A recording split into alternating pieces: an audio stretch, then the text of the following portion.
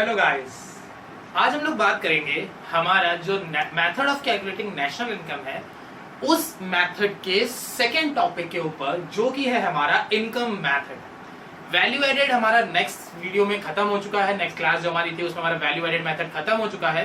आज हम लोग जो बात कर रहे हैं वो हम लोग बात कर रहे हैं इनकम मेथड। इनकम मेथड नाम से ही आपको समझ में आ रहा होगा, इनकम की बात हो रही है यहाँ पे। यानी कि आपको जिस भी चीज से पैसा मिल जाए, आपने अगर कमा लिया, अर्निंग कर ली है कुछ, तो वो आपका इनकम मेथड में चीजें जाएंगी। इनकम मेथड हमारे method of calculating national income का सबसे इजीएस्ट मेथड होता है, क्योंकि ना तो इसमें ज्यादा कोई 3-5 होता है, बहुत सिंपल सी कॉन्सेप्ट होता है, और ना ही हमें इतना ज्यादा कुछ कन्वर्जन इसमें अप्लाई करना पड़ता है। सबसे अच्छी चीज जो हमारे इनकम मेथड के साथ है वो क्या है कि इनकम मेथड में हम लोग क्या कंसीडर करते हैं, it is the sum total of factor income generated with in the domestic territory of a country with in a counting year.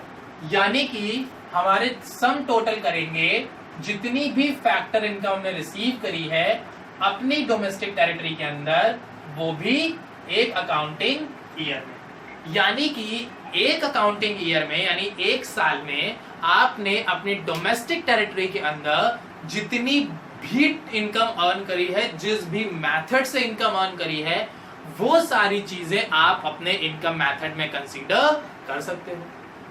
अब सोचते हैं भाई इनकम आती कहां से, हम पैसा कहां से कमा सकते हैं, पहले तो यही सोच लेते हैं। तो इनकम कमाने का अगर आपने किसी का काम किया, ठीक है ना, अगर आप किसी के अंडर में काम कर रहे हो, यानी कि आप कहीं पे एम्प्लॉय हो, तो आपको वेजेस मिलेगी। वेजेस हमारे लिए इनकम होगी, क्योंकि हमने उसको सर्विस दी, उसने हमको वेजेस दे दी। अगर आप ऑफिस में काम कर रहे हो तो आपको सैलरी मिलेगी। अगर आप फैक्ट्री वर्कर हो तो आपको वेजेस मिलती है।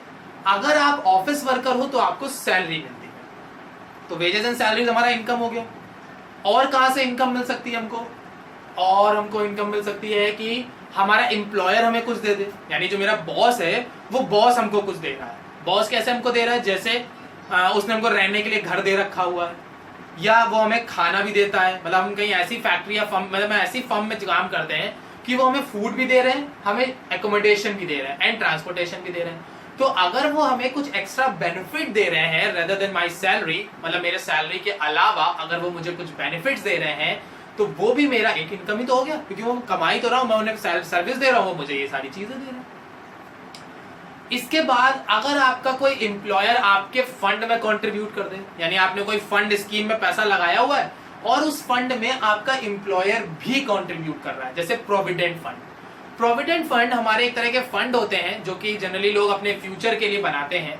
इसमें जितना एक एम्प्लॉय कंट्रीब्यूट करता है उतना ही एक एम्प्लॉयर भी उसमें कंट्रीब्यूट करता है, यानी एम्प्लॉयर और एम्प्लॉय का कंट्रीब्यूशन दोनों का ही इसमें इक्वल अमाउंट में जाता है।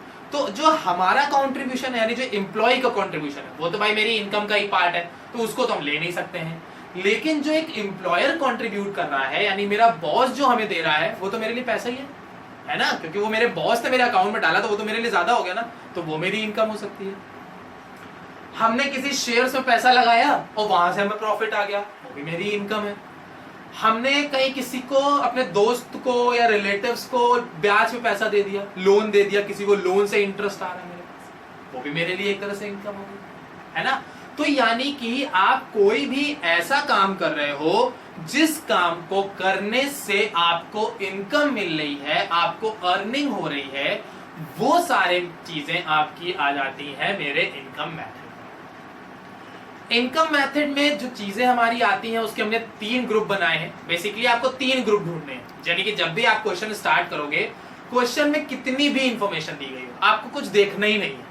अगर उसने कहा है calculate the national income by the process of income method, कि आप नेशनल इनकम निकालो इनकम मेथड से, तो कुछ देखो ही मत, कुछ देखो ही मत, सिर्फ 3 ग्रुप ढूंढो। अगर जहां वो 3 ग्रुप मिल जाए, छोड़ दो क्वेश्चन पढ़ना, आगे क्वेश्चन पढ़ने की जरूरत ही नहीं है आपको। वो 3 चीजें क्या है हमारी, जब हम इनकम मेथड की बात करते हैं तो वो 3 चीजें हमारी क्या है, कंपनसेशन ऑफ द एम्प्लॉइज, कि हमारे एम्प्लॉइज को क्या कंपनसेशन मिल रहा है, ऑपरेटिंग सरप्लस एंड हमारी मिक्स्ड इनकम। 3 हेड हमने बनाए, compensation of the employee, operating surplus and mixed income. सबसे अच्छी चीज जो हमारे इस मेथड के साथ है वो क्या है, मिक्स इनकम आपको एज इट इज दिया गया होगा, इसमें कोई कैलकुलेशन नहीं। मिक्स इनकम का सिंपल हेड होगा कि मिक्स इनकम 100, 200, 500, 1000, 10,000, 10 लाख, 10 करोड़ कुछ भी हो सकती है। तो मिक्स इनकम हमारी एज इट इज आपको गिवन होगी, तो मिक्स इनकम के साथ तो कोई छेड़छाड़ है ही नहीं, तो ये तो एकदम ही छोड़ दो इसको। तो मिक्स इनकम जहां लिखी मिले वैसे ही उठा के फॉर्मूले में रख लो, ठीक बात। अब नेक्स्ट हमारे बढ़ते हैं कंपनसेशन से शुरू करते हैं। कंपनसेशन ऑफ एम्प्लॉय का मतलब होता है कि आपके एम्प्लॉय को जो भी कंपनसेशन मिल रहा है, यानी आपका एम्प्लॉय जो भी काम कर रहा है और उस काम को करने के लिए जो उसे पैसा मिल रहा है, वो पैसा उसका कहलाता है कंपनसेशन। तो कंपनसेशन में क्या क्या चीजें आती हैं, वेजेस एंड सैलरीज, अभी मैंने बात करी कि फैक्ट्री वर्कर है तो वेजेस मिलेगी, ऑफिस वर्कर है तो सैलरी मिलेगी। एम्प्लॉयर कंट्रीब्यूशन, आपके एम्प्लॉयर ने कुछ कंट्रीब्यूट कर दिया है सोशल सिक्योरिटी स्कीम्स में, यानी कि आपका जो एम्प्लॉयर है वो आपके फंड में कंट्रीब्यूट कर रहा है। तो जब एम्प्लॉय को, एक चीज ध्यान रखना है स्टूडेंट, जो बहुत ज्यादा बच्चे कई बार इसमें ध्यान नहीं देते हैं, क्वेश्चन में आपको दो चीजें गिवन होगी, एक होगा एम्प्लॉयर्स कंट्रीब्यूशन, एक होगा एम्प्लॉय कंट्रीब्यूशन।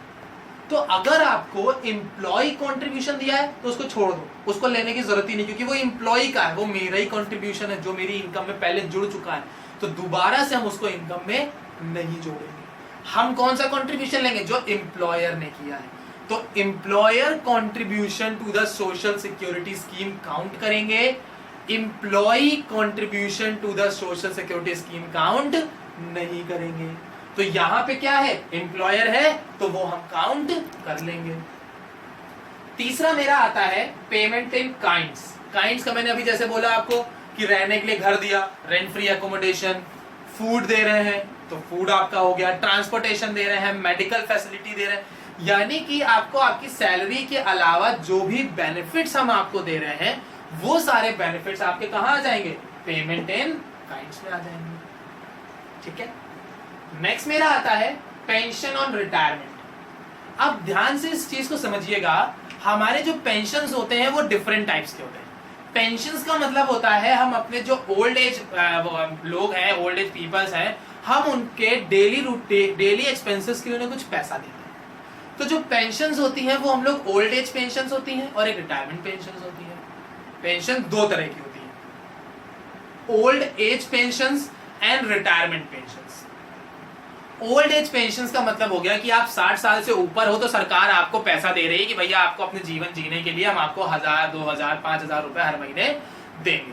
तो जो ओल्ड एज पेंशन्स होती हैं वो हमारे नेशनल इनकम में काउंट नहीं होती हैं, क्योंकि वो हर उस बुजुर्ग को मिल रही है जो 60 से ऊपर है, भले वो कोई काम कर रहा हो ना कर रहा हो, उसने कुछ काम किया हो ना किया हो, कुछ भी चीज हो, वो हमारे बिना काम करे हम उस बुजुर्ग को पैसा दे रहे हैं, उस ओल्ड एज पर्सन को पैसा दे रहे हैं। तो ओल्ड एज पेंशन हमारे नेशनल इनकम में काउंट नहीं होती है। लेकिन जो हमारा पेंशन और रिटायरमेंट है, रिटायरमेंट का मतलब क्या हो गया, हम काम कर रहे थे और काम करने के बाद हम रिटायर हो गए हैं, हमने काम किया और काम करते करते हम रिटायर हो जाते हैं, तो वो मेरा होता है पेंशन ऑन रिटायरमेंट्स। तो पेंशन ऑन रिटायरमेंट जो है वो हम काउंट करेंगे। तो कंपनसेशन ऑफ एम्प्लॉय में क्या क्या चीजें हैं, wages and salaries, payment in kinds, employers contribution and हमारा लास्ट हमारा क्या आता है यहाँ पे, पेंशन ऑन रिटायरमेंट्स, ठीक है। अब क्वेश्चन में थोड़ा सा ट्रिक होगा, क्योंकि भाई 12th में हो तो इतना इजी तो दे नहीं देंगे कि खाना बना के दे दिया लो बेटा खा लो। थोड़ा सा ट्रिक होता है, वो क्या होता है, क्वेश्चंस में एक चीज देखिएगा, अगर आपको कंपनसेशन ऑफ द एम्प्लॉय दिया गया है, अगर क्वेश्चन में आपको कंपनसेशन ऑफ द एम्प्लॉय दिया गया है तो ये सारी चीजें आपको नहीं लेनी है, ठीक बात, क्योंकि कंपनसेशन ऑफ द एम्प्लॉय जो है वो इन्हीं का तो हेड है, इन चारों चीजों को जोड़ के ही तो कंपनसेशन बना है ना। तो जब इन चारों चीजों को जोड़ के ही मेरा कंपनसेशन आया है, तो अगर कंपनसेशन गिवन है तो हम ये चारों चीजें नहीं लेंगे, और अगर ये चारों चीजें गिवन है तो फिर कंपनसेशन होगा ही नहीं, ठीक है। तो या तो कंपनसेशन ऑफ द एम्प्लॉयज लेंगे और या तो ये चार हेड लेंगे, इन दो में से कोई एक चीज लेंगे। समझ में आ गया सबको, ठीक है। अब आते हैं हमारे ऑपरेटिंग सरप्लस। ऑपरेटिंग सरप्लस जो है वो हमारा तीन चीजों से मिलकर बना है, rent, interest and profit. Rent का मतलब हो गया हमें कहीं से किराया मिल रहा, मेरा कोई घर था, मैंने अपना घर किराए पे दिया हुआ है, वहां से मुझे पैसा आ रहा है, तो वो भी तो मेरे लिए इनकम हो गई। या मेरी कोई फैक्ट्री थी, फर्म थी, ऑर्गेनाइजेशन थे, गुड्स थी, सर्विसेज थी, मैं उनको रेंट करता हूँ, लोगों को देता हूँ और वो बदले में मुझे उसका किराया देते हैं, ठीक है ना। तो अगर ऐसा कोई काम आप कर रहे हैं तो वो भी तो आपके लिए इनकम होगी, क्योंकि आप अपने गुड्स या सर्विसेज उनको दे रहे हैं और उसके बदले में आपको पैसा मिल रहा है, तो वो रेंट मेरा काउंट किया जाएगा। इंटरेस्ट, हमने किसी को लोन दिया है और उस लोन पे हमें इंटरेस्ट मिल रहा है, तो अगर हमें लोन देने पे इंटरेस्ट मिल रहा है तो मेरे लिए इनकम तो होगी, क्योंकि जो लोन है वो मेरा एसेट हो गया और लोन हमने किसी को दिया है उस पर हम इंटरेस्ट अर्न कर रहे हैं, तो वो मेरी इनकम हो गई। तो रेंट और इंटरेस्ट भी मेरा इनकम का ही पार्ट होगा। तीसरा आता है मेरा प्रॉफिट। प्रॉफिट, जो भी हम बिजनेस में पैसा कमाते हैं वो हिस्सा मेरा कहलाता है प्रॉफिट। प्रॉफिट को हमने 3 पार्ट्स में डिवाइड किया, undistributed profit, dividend and corporate tax. Profit जब हमें होगा, किसी भी फर्म को प्रॉफिट हुआ, फॉर एग्जांपल उसे 1 लाख का प्रॉफिट हुआ, 1 लाख के प्रॉफिट में वो क्या करेगी, कुछ हिस्सा जो है वो अपने पास रख लेगी कि भाई हो सकता है हमें इन फ्यूचर इमरजेंसी आ जाए, कुछ अनसर्टेनिटी हो जाए, या किसी ग्रोथ प्लान पे लगाना हो पैसा, या कहीं इन्वेस्टमेंट करनी हो, या कुछ भी करना हो, तो फर्म क्या करेगी, 1 लाख रुपए में से 50,000 रुपए उसने अपने पास रख लिया। तो जो पैसा फर्म अपने पास रख लेती है उसको बोलते हैं अनडिस्ट्रीब्यूटेड प्रॉफिट, या फिर उसको क्या बोलते हैं हम लोग,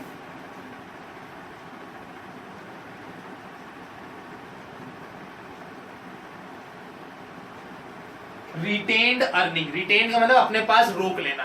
रिटेन का मतलब क्या होता है, कोई भी चीज अपने पास रोक लेना, वो कहलाता है रिटेन। और अर्निंग का मतलब जो मैंने कमाया, तो जो भी चीज मैंने कमाई अगर मैं उसको अपने पास रोक लेता हूं तो वो मेरी कहलाती है रिटेन अर्निंग। तो प्रॉफिट का पहला पार्ट क्या होता है, प्रॉफिट का वो हिस्सा जो हमने अपने पास रोक के रखा हुआ है, वो मेरा रिटेन अर्निंग हो जाएगा। प्रॉफिट का दूसरा हिस्सा होता है डिविडेंड। डिविडेंड यानी मेरा डिस्ट्रीब्यूटेड प्रॉफिट। डिस्ट्रीब्यूटेड प्रॉफिट का मतलब प्रॉफिट का वो हिस्सा जो हमने अपने इन्वेस्टर्स में बांट दिया। जैसे कुछ इन्वेस्टर्स होते हैं ना जिन्होंने मेरी कंपनी के शेयर ले रखे हुए हैं, तो भाई उनको भी तो हमें कुछ ना कुछ फायदा देना होगा, तभी तो वो हम पे इन्वेस्ट करेंगे। तो अपने प्रॉफिट का जो हिस्सा आप अपने इन्वेस्टर्स के साथ बांट देते हैं वो कहलाता है डिविडेंड या फिर डिस्ट्रीब्यूटेड प्रॉफिट। और जो प्रॉफिट का हिस्सा आप अपने पास रख लेते हैं वो कहलाता है अनडिस्ट्रीब्यूटेड प्रॉफिट या फिर रिटेन्ड अर्निंग। तीसरा मेरा आता है कॉर्पोरेट टैक्स। प्रॉफिट के जिस हिस्से पे आप टैक्स पे करते हो, यानी जितना आपको प्रॉफिट हुआ है उस प्रॉफिट पे जो आप टैक्स पे कर रहे हो वो टैक्स मेरा कहलाता है कॉर्पोरेट टैक्स। तो प्रॉफिट के 3 हिस्से होते हैं, undistributed, dividend and corporate tax. अगर ये तीनों गिवन है तो प्रॉफिट नहीं लेंगे, प्रॉफिट गिवन है तो ये तीनों नहीं लेंगे। कई बार ऐसा होता है कि प्रॉफिट भी गिवन होता है और ये तीनों भी गिवन होते हैं, तो उन सिचुएशन में आपको प्रॉफिट को कंसीडर करना है, इन तीनों को कंसीडर नहीं करना। यानी अगर क्वेश्चन में प्रॉफिट गिवन है तो प्रॉफिट लेंगे और ये तीनों चीजें छोड़ देंगे, और अगर ये तीनों चीजें गिवन है तो फिर यही 3 लेंगे क्योंकि प्रॉफिट तो है ही नहीं फिर वहां पे। ठीक है ना। तो आपको सिर्फ क्या चीजें देखनी है, जो ये मैंने चार्ट बनाया है इस चार्ट को आप कहीं नोट कर लो, क्योंकि सिर्फ और सिर्फ यही चीजें हैं जो आपके इनकम मेथड में आपको लेनी है। इसके अलावा या इसके अलावा कोई भी टर्म हमारा नेशनल इनकम के इनकम मेथड में नहीं लिया जाता है। ठीक है, तो एक समरी देख लेते हैं आपको क्या क्या लेना है। कंपनसेशन ऑफ द एम्प्लॉय, जिसमें आपका आएगा wages and salaries, payment in kind, employer contribution and आपका पेंशन ऑन रिटायरमेंट। दूसरा हेड आपका होता है ऑपरेटिंग सरप्लस का, जिसमें आता है रेंट, इंटरेस्ट और profit. Rent interest as it is given होगा। प्रॉफिट के 3 पार्ट होते हैं, रिटेन अर्निंग जो पैसा अपने पास रोक लिया, डिविडेंड जो पैसा बांट दिया, कॉर्पोरेट टैक्स यानी जो मेरा प्रॉफिट पे टैक्स लग रहा है। तीसरा होता है मिक्स इनकम, ये मेरी एज इट इज ऐसी की ऐसी ही होती है, तो इसमें हमें किसी तरह कोई ट्रीटमेंट करना है ही नहीं। जब आप इन सारी चीजों को कैलकुलेट कर लेते हो तो आपका आंसर जो है वो आपके इनकम मेथड से निकल के आता है NDP at FC। क्या निकल के आता है, NDP at FC। Value added method में GDP MP निकलता था, यहां पे क्या निकल के आ रहा है, एनडीपी एट एफसी।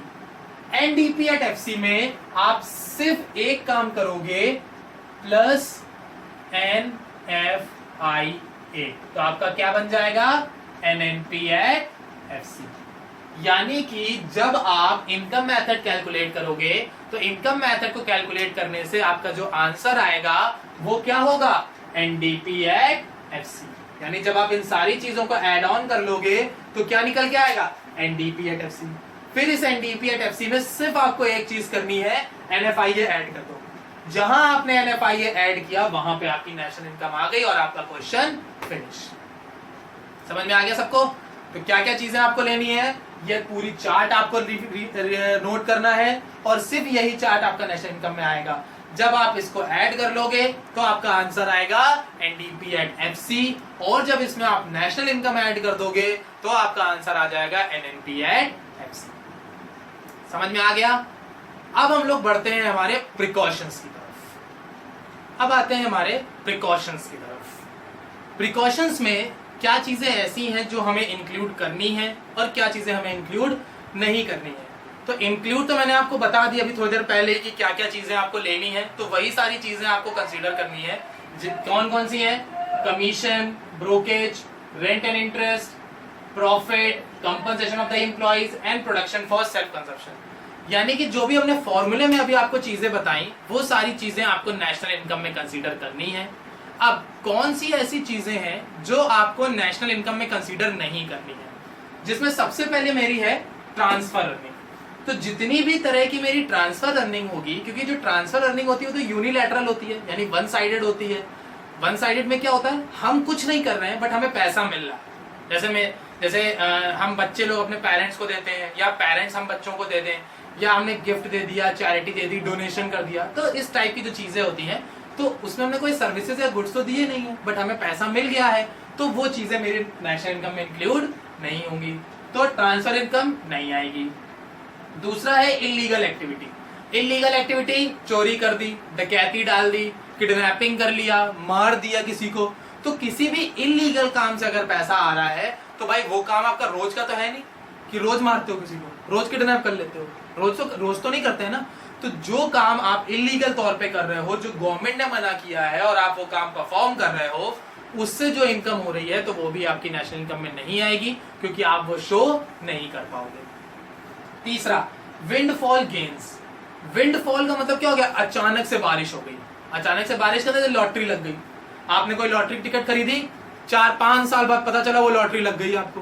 तो ये क्या हुआ, ये विंडफॉल गेन हुई कि अचानक से सडन आपके पास इतना पैसा आ गया जिसका आपको अंदाजा नहीं था। तो विंडफॉल गेन आपके क्या होंगे, लॉटरीज हो जाएंगी। नेक्स्ट आता है इनकम टैक्स।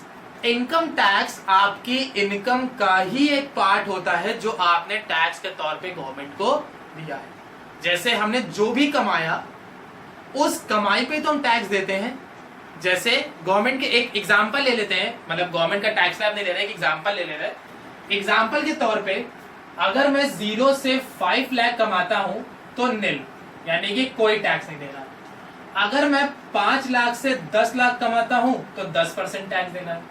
तो जो ये मैं 5 लाख से 10 लाख कमा रहा हूं, ये मेरी इनकम पे ही तो टैक्स लग रहा है। तो जो इनकम टैक्स है या जितने भी मेरे कंपलसरी टैक्स है, जो डायरेक्ट टैक्सेस हम पे करते हैं, जितने भी तरह के डायरेक्ट टैक्सेस हैं, वो सारे डायरेक्ट टैक्सेस मेरी इनकम का ही एक पार्ट है।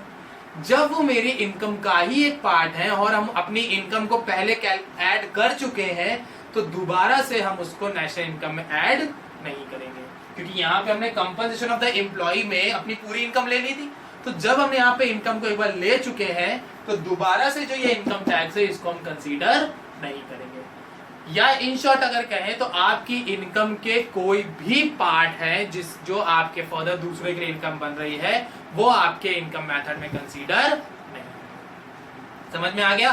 तो कौन कौन सी बातें आपको ध्यान रखनी इनकम मेथड क्वेश्चन करते वक्त, ट्रांसफर अर्निंग नहीं लेनी है, इलीगल अर्निंग नहीं लेनी है, विंडफॉल नहीं लेने हैं, एंड आपका लास्ट इनकम टैक्स भी आपको नहीं लेना है, या किसी भी तरह का डायरेक्ट टैक्स आपको कंसीडर नहीं करना है। ये कुछ चीजें थी जो आपको इनकम मेथड क्वेश्चन लगाते समय ध्यान में रखनी थी। आज हमारा इनकम मेथड का जो ये कॉन्सेप्ट है वो खत्म होता है। नेक्स्ट वीडियो में मिलेंगे आपसे इसके नेक्स्ट टॉपिक को लेके, जो कि है हमारा एक्सपेंडिचर मेथड। आज की क्लास यहीं पे खत्म होती है। Thank you.